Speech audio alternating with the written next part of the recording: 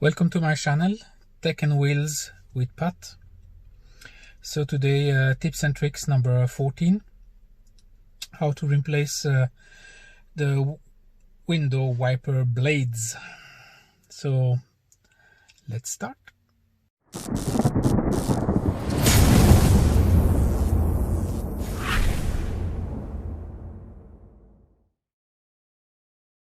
First of all, when you stop the car, you have 20 seconds to do that operation.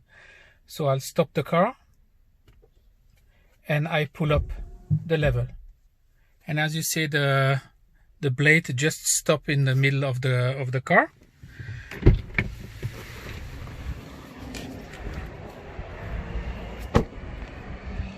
So that now you can just lift them up, press on the button on the side and change the blades.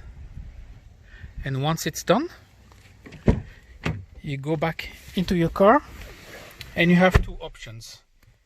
Either you press down the wiper or you start the car. Either way works. So this is the easy way to change your window wipers. Thanks for watching. Don't forget to subscribe. And see you next time on the next tips and tricks. And thank you for asking me to do that video. That's a request, by the way. So see you on the next episode. Bye bye.